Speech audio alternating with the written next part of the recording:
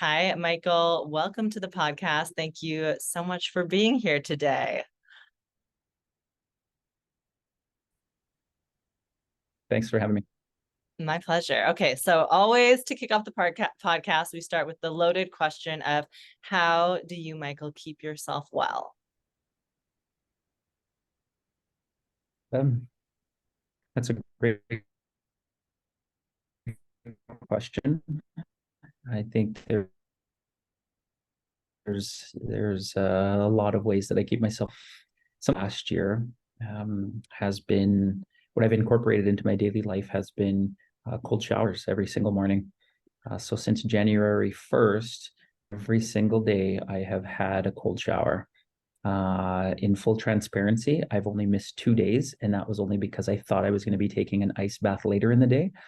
But of course, all of the benefits and research, with those finds, it's something that there's a lot to it, and maybe we'll dive into that a little bit deeper in a moment. But for almost a full year now, every single day, a bit of a disclaimer to that is, my last year of playing university sports, I used to ice bath every day as a maintenance thing for keeping my body in tune. But outside of that, something that the knowledge keepers have shared with me growing up in my spirituality has been the importance of gratitude. Each and every day when I wake up, before my feet touch the ground, I give thanks for the beautiful day that has been gifted to me. And it's just a teaching that we've had since time immemorial. And so for that to continue on. And outside of that, the importance of physical activity is something that I incorporate into my life weekly.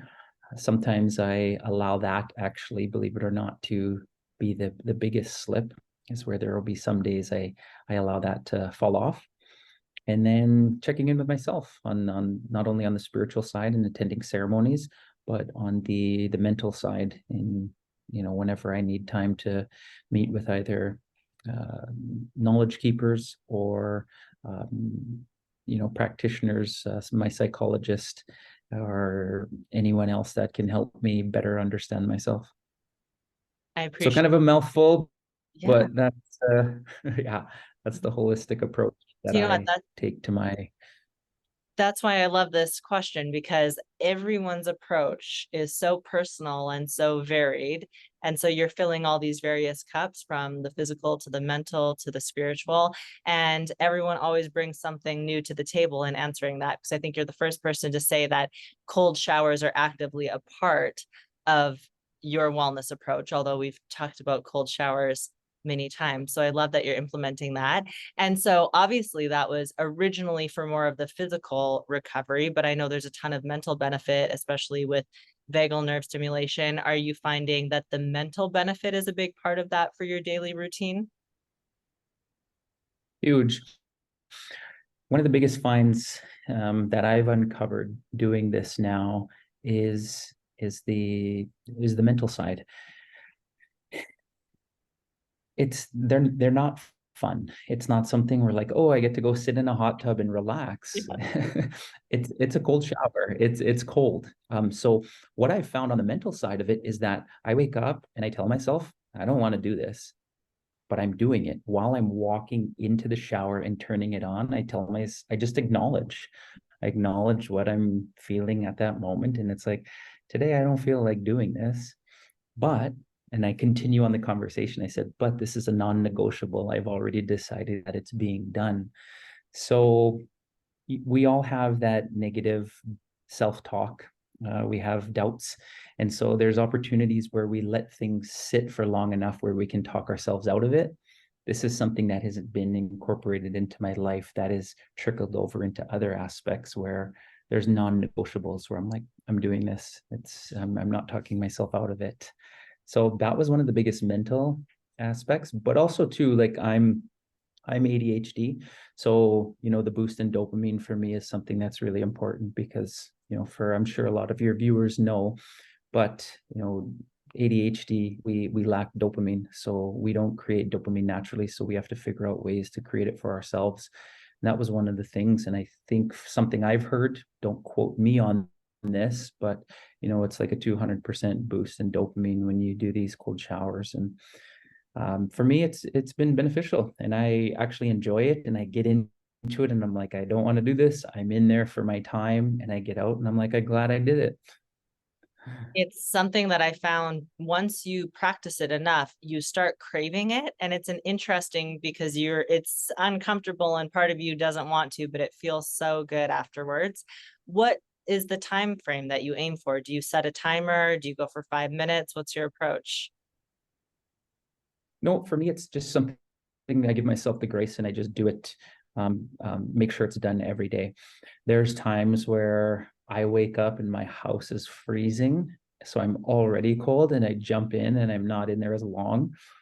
But and in that same sentiment, I would like to share that for people who are starting out on their wellness journey in terms of increasing their physical activity, biggest thing is just developing the consistency and the habit. So if you don't feel like working out, for example, one day and you're just getting started for the first time ever working out, when you find that time, just do it for 5 minutes, 15 minutes, so it's done. And then once it's done, you didn't miss it that day. So and that's how you can kind of build those habits. So for me, I don't necessarily have a specific time aiming for that 3 to 5 minute mark. Sometimes it's less. Rarely is it more, just because of my schedule where I put that into my life. That's brilliant advice. I always say, like, greasing the groove of the habit and routine is often more important than the length of the practice of routine, just having that daily repetition. And you mentioned obviously like the transition out of, being an athlete in the day to day, how you have been for the majority of your life. And I know so many athletes have a difficult time mentally and physically transitioning out of being a competitive athlete. So I'd love to know what that experience has been like for you. Obviously, you're still very involved in basketball, but not on the court in the way that you have been as much in the past. One thing for me is that I have always been active in my community and doing things outside of playing sports. So I know that there's a lot of athletes who just dedicate their lives solely to their discipline in whatever sport that is, and they don't have an identity outside of that. And I've found that some of those athletes are the ones that struggle the most when it comes to retiring and moving on from that. For me, I didn't realize the impact that physical activity had on my mental health until I retired and just kind of took a break and just stopped playing altogether because my body needed it. But also to my mind, I was just no longer had any aspirations to continue playing. So just allowing myself the grace to really not do anything. But I didn't realize how much it affected my mental health. And that was probably one of the biggest struggles. But also at the same time, it was the biggest realization that I had, is that I needed to continue staying active for the rest of my life for mental health benefits, aside from all of the other benefits. But when I stopped playing, my mental health took a plunge, and it was something that until, well, the oldest saying in the book, you don't know what you got until it's gone. And so for me, not having sport or not having that physical activity, I realized how much it was actually benefiting me throughout my entire life. Wow, that's a big perspective shift. Well, and an interesting way to come at it, where I think a lot of people actively are working to implement physical activity because they know they need it for their mental health. You kind of had it running in the background all the time, not realizing what a preventative therapeutic effect it was having on you. So how did you end up in basketball to begin with? What drew you to the sport of basketball? Obviously, you're a very athletic person. I'm sure you would have excelled at many sports. So how did you fall in love with basketball?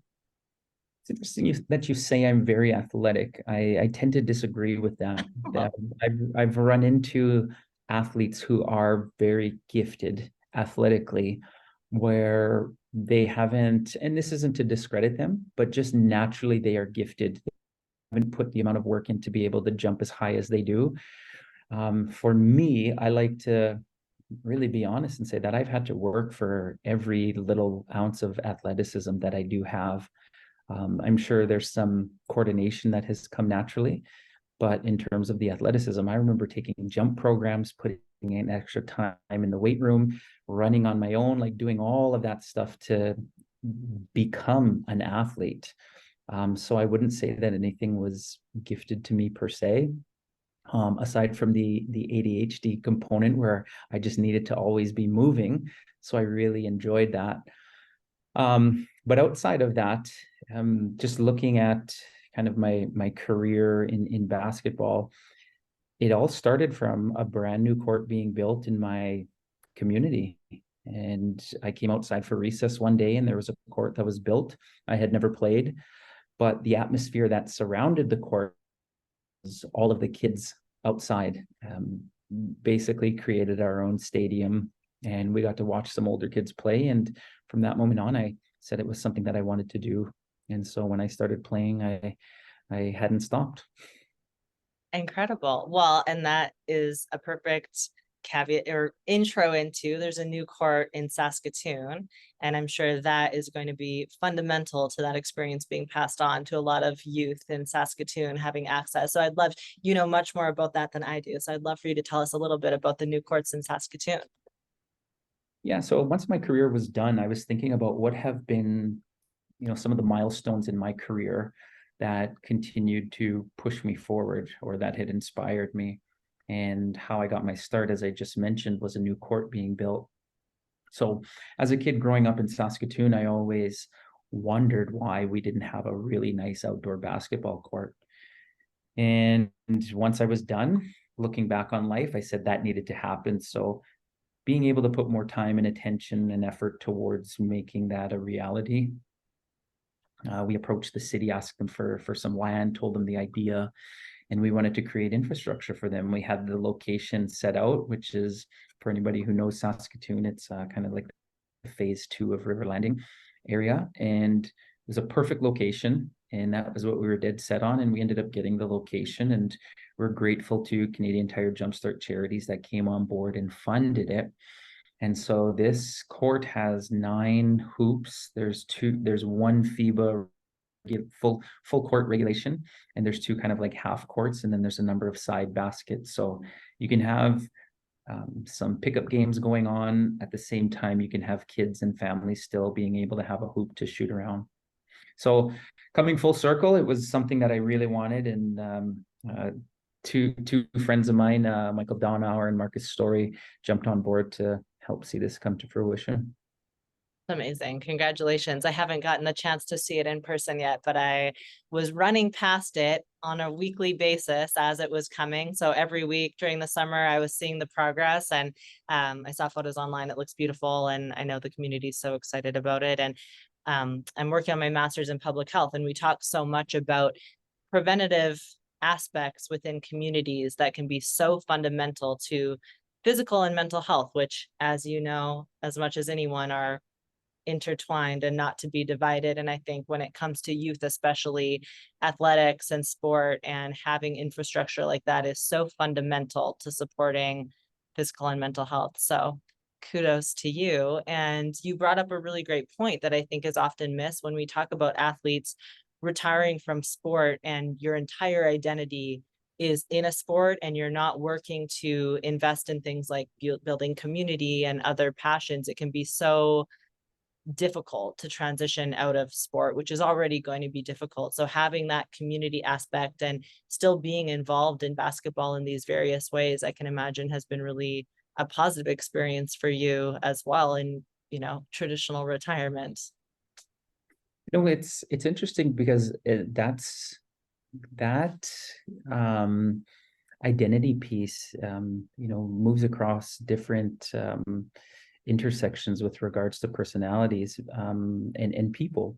I was having a conversation with a friend who is going to become or is an empty nester, and I was talking about it because I have 4 children of my own. In February, I will have 4 teenagers, so my baby will be 13. So I was talking about it with a friend, and I was like, well, in 6 years, like technically I could be an empty. And they brought it to my attention. They're like, well, don't be in a rush, because when they're gone, you're definitely going to miss them. But the mom brought it to my attention. She's like, my whole identity has been a mother. And now that my kids have moved out, what am I going to do? So outside of the sporting world, when we've kind of dedicated our whole lives, or a large portion of our lives, to a specific identity, and then there's a change, it can become in a way of a bit of a crisis. So, having those different avenues throughout your identity can prepare you better for when it comes time for that lifestyle change. Absolutely. Well, and luckily you were able to retire on your own terms. Often it's an injury or something, out of one's control, where you don't know when that retirement is going to come. And I work with so many mothers in the coaching that I do, and we talk about that all the time. What can you do for yourself to build an identity that is outside of motherhood? And I love that you bring that up, because I think, for parents in general, mothers and fathers regardless, there's pressure for your whole life to revolve around kids, and not necessarily give yourself the opportunity to have those other pieces of identity, which I believe creates, a great role model in parents. Kids want to see their parents doing things other than just being a parent. And your Cree culture, I'm sure, has obviously been a large part of your varied identity as well. And I'd love for you to speak to us a little bit about that, your personal experience, and your experience as an Indigenous man growing up in athletics, which, is not always, you're one of the only on the court often. Yeah. So I was raised by my grandparents, and they understood the importance of passing on our tradition, our culture, our spirituality, which they've always referred to it as an inherent right. And for us to be able to practice that, and me to be so fortunate to have that in the household since I was a child, was something that gave me a strong foundation when I moved into the non-Indigenous world, when I was playing mainstream sports and hearing the stereotypes and dealing with the racism. It gave me empathy, and it gave me understanding that a lot of the people who were making the derogatory remarks and the racial and prejudice remarks towards me, I understood that they just didn't know our culture. And if people took the time to actually understand and recognize our culture, our worldview, our way of life, then they would realize how beautiful of a people we really are. And for a lot of the belief systems that we have, has a lot to do with holistic approach, and how everything is interconnected, and how we have to look out for one another. And it's embedded in a lot of our ceremonies as well. And when I've, like, being so fortunate to have grown up with a lot of that, it was something that I was able to incorporate into my personal professional life, moving beyond sport. That's amazing. And you are obviously very empathetic in how you approach it. And I think a lot of people, when, met with racism, would respond in a much different way. So for you to have the kindness and openness to communicate it in that way, I think says a lot about you and the culture. And I am constantly wanting to learn, more, being a non-Indigenous person, but having these conversations. So I appreciate any opportunity, especially when, it's around me in Saskatoon in such a big way in our community. And I'm very curious too. We talk a lot about, wellness on the podcast, spiritual and otherwise, and alcohol. And I heard that you have never experienced alcohol. Is that true? And I would love to know what your decision behind that was. And I commend you, because I just think that's incredible. Yeah, thank you. So my mother, my biological mother, to this day still struggles with alcoholism. And I lost both of my grandparents to alcoholism. And what is factual is that our people have struggled with alcoholism since the day it's come to this continent. And there's actually research and things out there that show that, genetically, we don't process alcohol as well as Europeans, because it's been in their culture and their genetics for much longer than ours. So mix that in there with the trauma that we've faced. It's really a mix, for something really negative to come out of it. So growing up, seeing a lot of my family struggle with addictions, and understanding that I wanted to go somewhere and do something with my life, and seeing where my family struggled in that, I made the correlation between alcoholism, addictions with regards to drugs, and realized that it was something that I needed to abstain from. And growing up in Saskatoon, I heard on a regular that all Indians are drunks and that Indians won't amount to anything. And these were things as a kid I couldn't defend because I didn't know anybody, Indigenous or non-Indigenous, that had never drank before. So what I wanted to do, and this may sound cheesy, but it's the truth, is that I wanted to be able to defend against those words, and I wanted other people to defend against those words, and my own children. So having the foresight at a young age to be able to see, one, that I needed to abstain from that if I wanted to make it far, and two, to have other kids growing up, to have somebody that they could point to say, you know what, that's not true, if they ever heard those same words I heard. So yeah, I'm 41. Not once have I ever tasted a drop of alcohol or experimented with any type of drug. For you. That's amazing. An incredible role model. And I mean, I commend you because I think the culture of alcohol for youth in Saskatchewan is very prevalent. And I could also imagine there being a place where to fit in, you would feel even more peer pressure to consume alcohol, right? Especially if you're already being ostracized in certain ways. So to have that foresight to say, no, I'm going to be a role model. I mean, what a weight to have on your shoulders as a youth and a young man. And I think that's incredible. And what a great role model for your kids as well as others. And how else do you model wellness, and how are you raising your children, if you're willing to share, in the world of having had a professional athlete as a father? I think that's an interesting conversation to have, and passing down your culture to your kids now as well. Yeah, so I give me just backing up a bit with respect to a role model. I didn't grow up saying that I wanted to be a role model. I just wanted to be kind of a beacon of light for the next generation. And I never viewed it as being a role model. I just wanted them to be able to point to somebody and say, this person doesn't. And actually what I found throughout my travels is that there's so many Indigenous people that have never drank before. And what I've recently heard is that Indigenous people are actually one of the most sober demographics across Canada, because of the understanding of the intergenerational impacts and addictions that our people have faced. There are more sober Indigenous people than there are other demographics. That is what I've heard. Now, I don't have research and stuff to back up on that, but it was something that I found throughout my own experience that is true. I meet so many people that don't drink because they understand, and revitalizing their culture. It was something that was never a part of us or our way of life.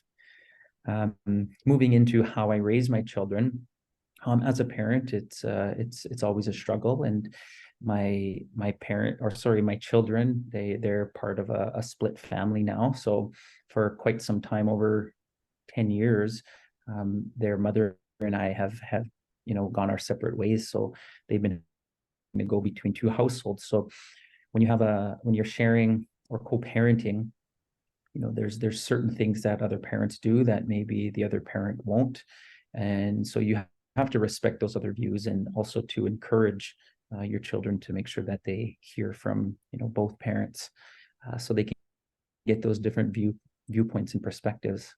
For me, the way I've raised my children is I've raised them to be critical thinkers and not rule followers. And the reason I share that with them is because at one point racism was legal. It was a rule. And so when we look at things in today and how society is, there's certain things that we may question, but the way we've been raised teaches us not to ask those questions. You just follow the rules and do as you're told. and it's not the way that I was brought up. My grandmother was never given the opportunity to speak her mind in residential school. And so it was one of the biggest things she's instilled in me, raising me, was make sure that I speak my mind. And when I see something that's not right, I need to speak up.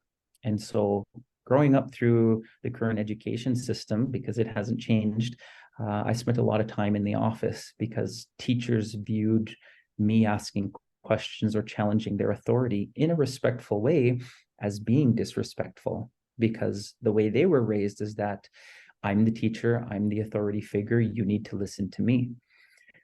There's so much insight and there's so much learning we can do from children and from youth. And being a parent, I've learned so much from my children. It might be a good argument to see, who's taught who more. They've taught me more, or if I've taught them more.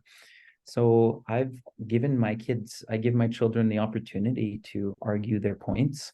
And there's been times where their arguments have been valid and have overturned my decisions. And I think what I'm doing because I have 2 girls, 2 boys, I think what I'm doing is, and this is my perspective, is that if my children can challenge the most authoritative figure in their lives, then they're going to be able to speak up in any room to any person that they come across. So I find it really important to raise my children as critical thinkers and not rule followers. That's incredible advice. And will be excited to see what they end up doing with their lives, having, been raised in that. And I think you say doing it in a respectful way, right? Questioning authority in a respectful way should be encouraged, for young people making their own decisions and navigating this world. So allowing them a safe space to do that, I think, is an incredible thing. And being there to get them out of the office, perhaps, if they are also ending up in the same boat. And so you have 4 kids and you're 41. You must have been raising young kids through the majority of your career, obviously coming up as an athlete. So I would love to know what that experience was like, because my experience with athletes, and having been an athlete, never to your level, but is that it can be very selfish to do well, and just the amount of time and traveling that it takes. So what was that experience like, trying to balance those priorities as a young dad?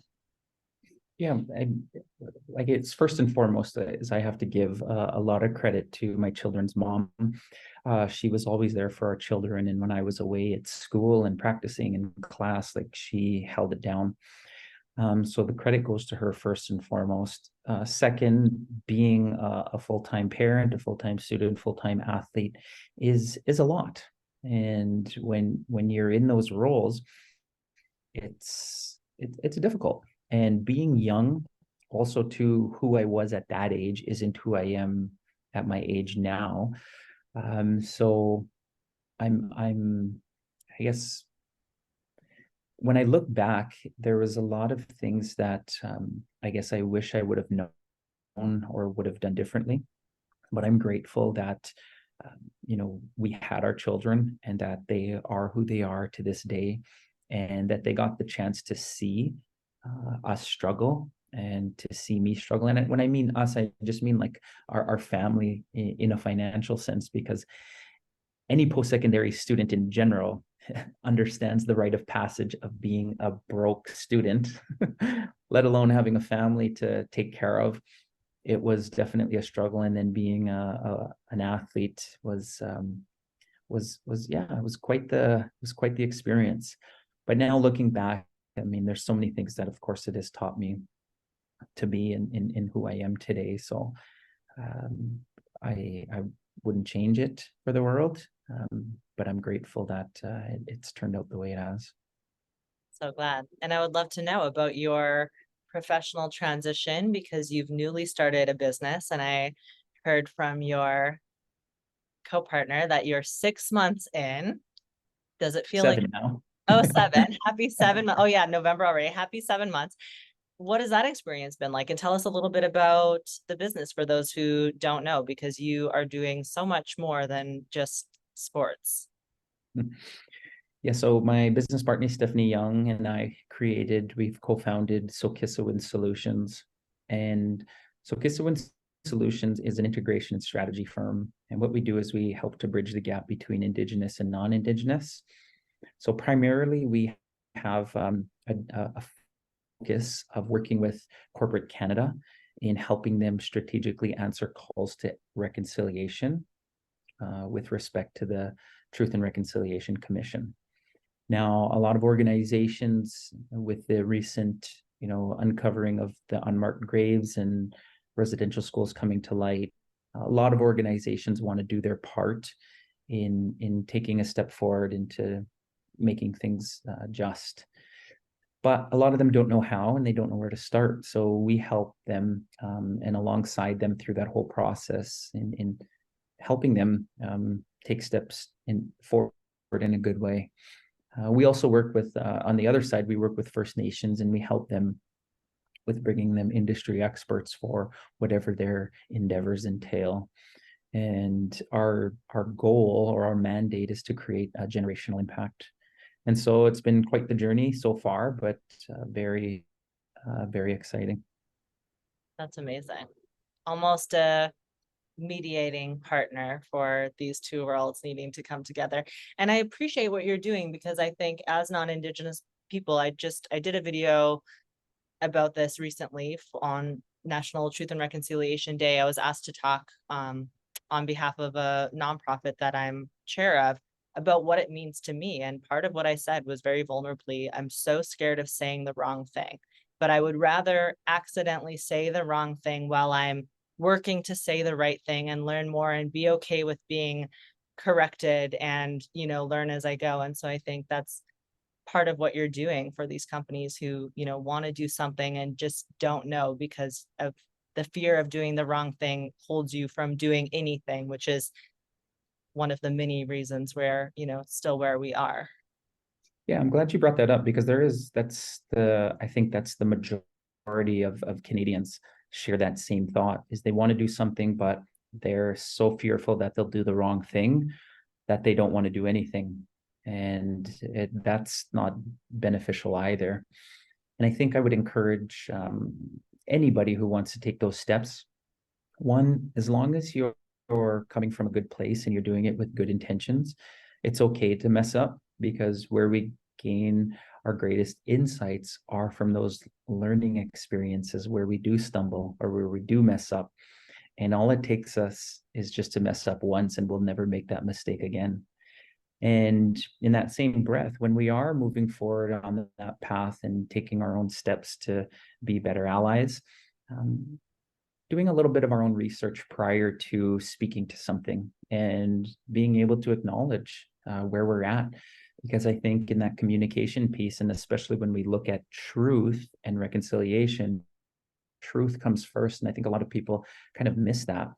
And so, for example, if I was a non-Indigenous person and needing to speak to something, quickly telling my truth, I'm not familiar on this topic or I haven't done enough work, but this is, what I've heard or what I've seen. And, somebody said this or whatever. And then you change those conversations and it opens up that dialogue to have somebody maybe share.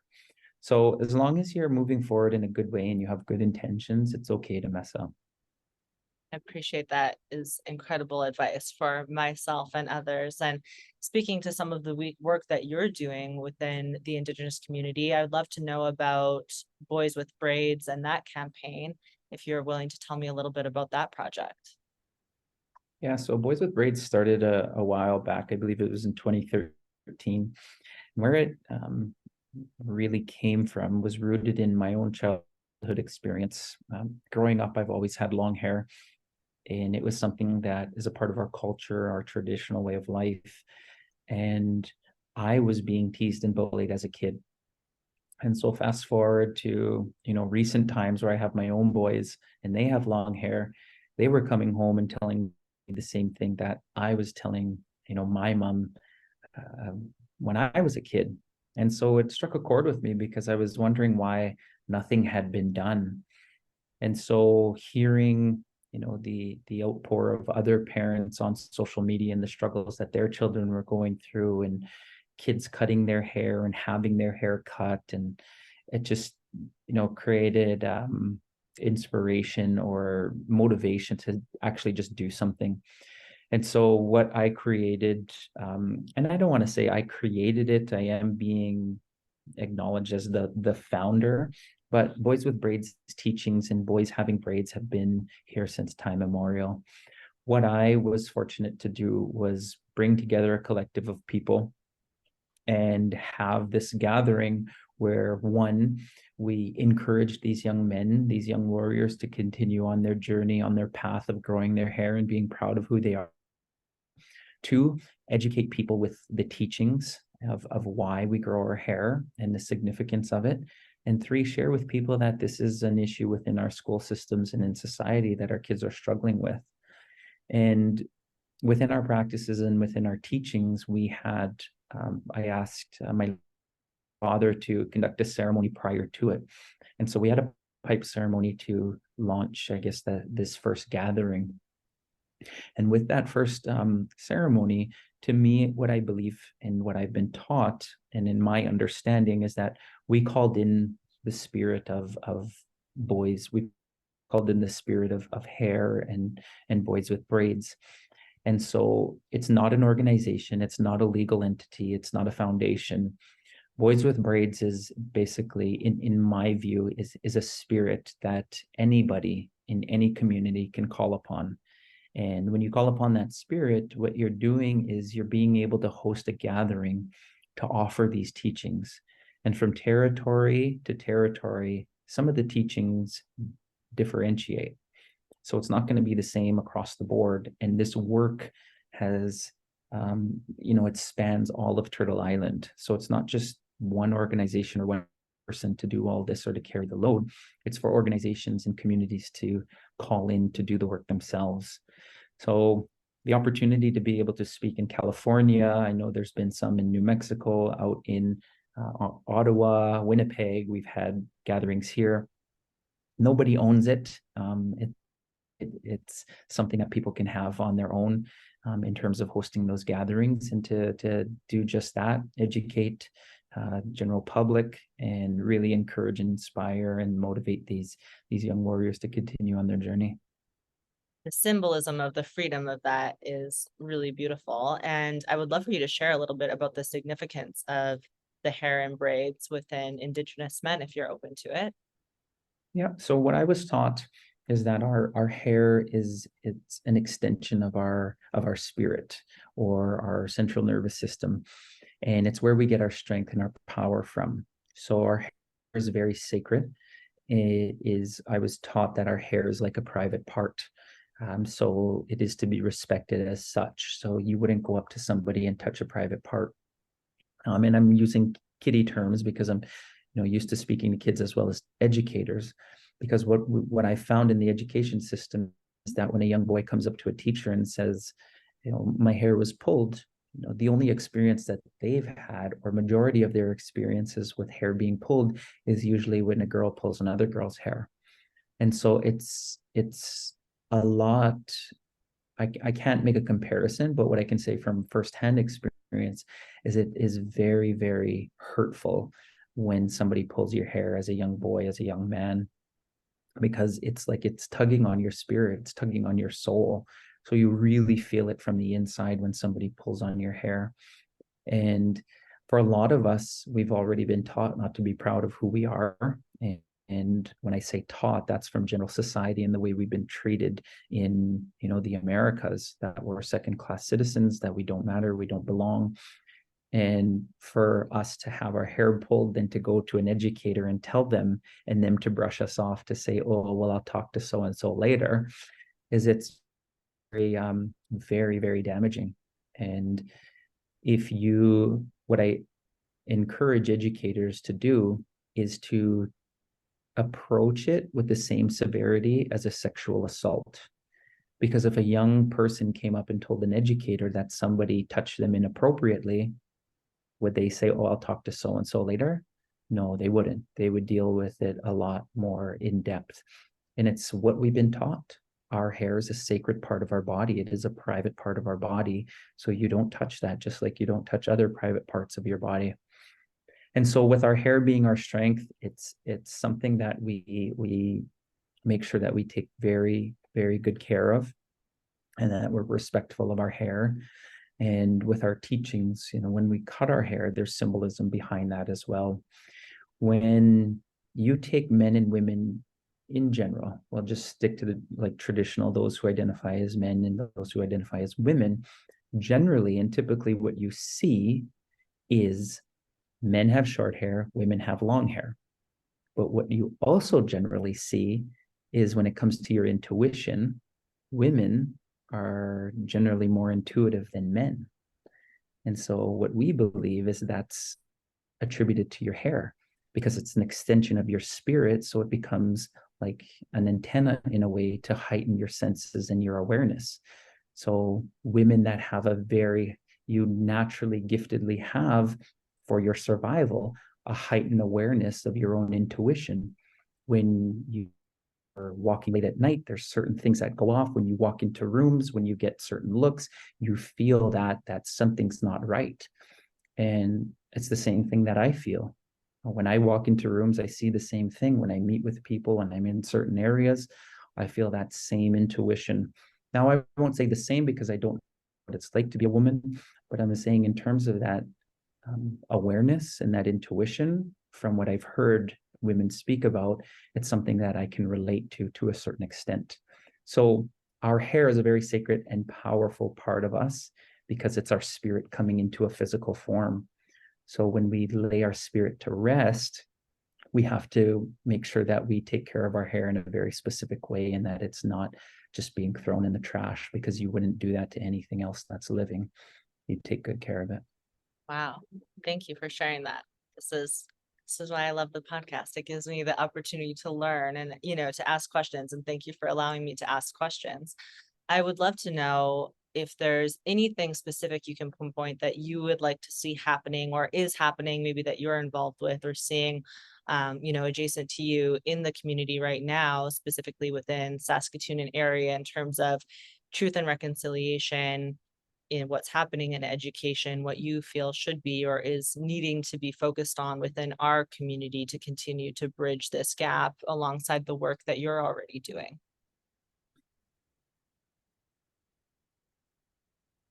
I think that the biggest or the most impactful thing that happened, which is a large undertaking, is working with and finding a way to incorporate our traditional way of life, practices, and worldview into modern day society.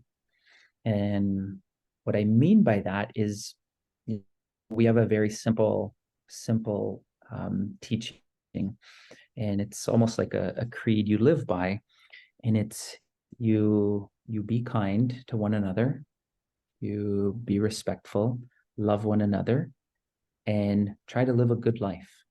And it's just very simple teachings.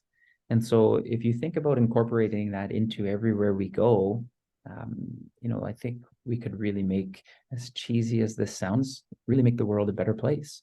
When we're thinking of others before ourselves to a certain extent, then we would never have to worry about ourselves, because everybody would already be thinking and taking care of us, and we would be doing the same.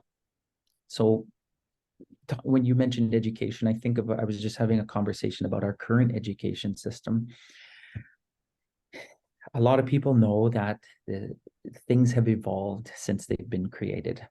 One of the things that hasn't evolved is our education system. A lot of people know that it was created for the Industrial Revolution, and that it hasn't changed. We are teaching our kids to be factory workers. You show up at a certain time, you take a break, get back to work, have your lunch, go back to work, and clock out, and that's that. When you look at a lot of the studies that are out there and the way things that are being done, there is such a better way of doing things that could be more impactful for our people. And when I say our people, I mean humanity. And other countries are doing it. But when you look at the studies about outdoor learning, being in nature, when you look at the negative studies of sitting is the new smoking. When you look at the benefits of being physically active, our kids are only getting class time, or I should say gym time, half hour, 40 minutes every 2 days. So we know these certain things, and I make the analogy where it's as simple as we know we press the light switch and the lights come on. It's as simple as that. And we have the data and the research that if we implement this, this will be what happens, which is very beneficial. So there's a lot of things in the health world that have been monetized, that have been our way of life and our practices since time immemorial. Modern science and research has just recently caught up to being able to corroborate that what we've been doing is actually very beneficial for your well-being. But it's something with our ceremonies and having that relationship with the spirit world and with our creator has been able to that has been communicated to us since time immemorial, which is why we've always practiced that way of life. So I was kind of all over the place, but really in being able to incorporate some of those traditional ways and practices into the modern day, I think could be very beneficial for society. I couldn't agree more. And I mean, to come back to just another component that you mentioned off the top as well, the ADHD and what kids are dealing with mentally and emotionally right now. I mean, kids are not designed to be in a desk all day. So, flipping those time commitments on their head, maybe where we're doing more of the time being active and less of the time being desk bound. I don't think it's a coincidence from a mental and emotional perspective that kids are struggling now more than ever, with ADHD. And, there's many facets to this where, yes, there's more diagnoses and things like this. But generally speaking, we're less active, we're more screen bound, we're asking a lot of kids that, were designed to move. What do you think about a place for non-Indigenous people to honor those traditions in some sense? Do you see a world where there's a place where we come together and do that? Or how do we as non-Indigenous people, not that it's your responsibility to tell me this, but, be supportive or partake? I know there's a lot of people curious and wanting to experience those parts, but without crossing that line, like acknowledging that there's potentially a line there to be supportive or be an ally or be involved in some way. What do you think the approach to that is? And for youth as well, because I think that is, if we can teach youth about it, right, and understanding these things, they can be better allies. I think the biggest thing would be to participate in ceremony, go to cultural events, and observe, learn as much as you can without asking first. And then when you can't figure it out or stump yourself, feel free to ask somebody. Ask if you can ask a question. Do you mind if I ask you what this is? And you'll find that a lot of people are very receptive to helping our non-Indigenous relatives better understand our way of life. Because when you understand our way of life and our culture, which is, was the first of these lands that we walk on, that we call home, it gives you a better understanding and appreciation of all of the gifts and the benefits that you have because of, treaty, but because of the stewardship of our ancestors. And so when we can acknowledge that and be able to recognize, this is actually a practice that has been happening here for some time, it allows you, as you mentioned, to be a better ally. And so how you can practice some of those certain things is once you've been to cultural events or to ceremony, you might find ways to incorporate those into your daily life. Again, this is a thing that research has now caught up to, is the benefits of gratitude, being grateful.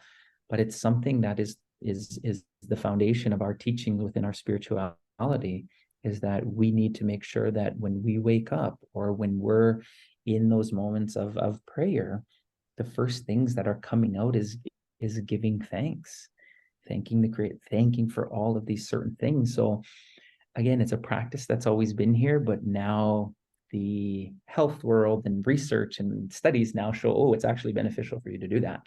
So even recognizing that some of the things that you're doing and partaking in is a First Nations worldview. So those are some things just kind of, off top of mind that could be done. And for me, I think the biggest thing is just being able to experience it for yourself, going to certain things. Quick story, I took Native studies in high school. I didn't take history, didn't know anything about history. And when I actually traveled to Europe, downloaded everything in a firsthand experience in, the trip that I went on. So it's much more impactful when you get to learn firsthand. Amazing. Thank you. And I want to make sure you get out of here on time because you're going to cheer on your daughter at her sporting event. So before you go, I have a few quick, light, rapid fire questions for you. So I'd love to know, if you have one, who would you consider your biggest role model? My grandparents who raised me would be probably biggest role models. Residential school survivors, finding their culture, going through their own struggles to be able to make the impact they've made in this world has inspired me and shaped who I am today. Incredible. The best advice you've ever received? There's so much out there. That's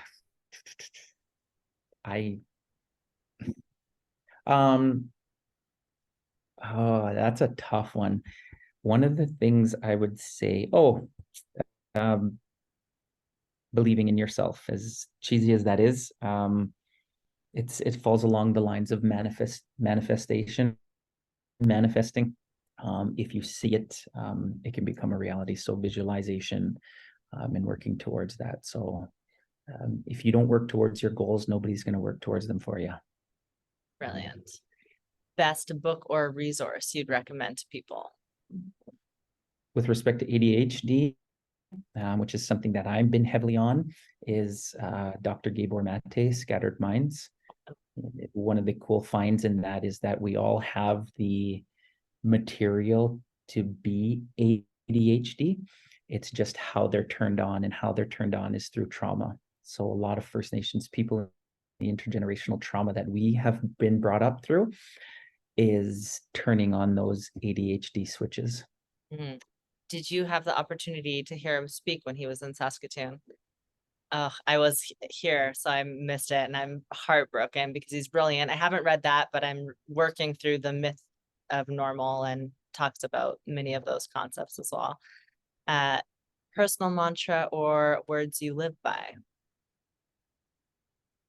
think what I've shared earlier, but I mean, gratitude, respectful, love one another, be kind, and do your best to live a good life. It's hard to argue with that. And last but not least, for people who want to follow you personally and professionally and see what's coming next for you, where can they do that? I think where I'm most active is probably on Instagram. It's just my name, Michael_Linklater. I do have a little bit of TikTok, but I'm not the TikToker person yet. Just need to carve out more time to be more of a social presence, and working through that. All right. Well, thank you so much. I appreciate your time. I appreciate you sharing with me. I can't wait to see what's next, and I hope I talk to you again soon and run into you once I'm back in Saskatoon. Thanks for having me. My pleasure. Talk to you soon.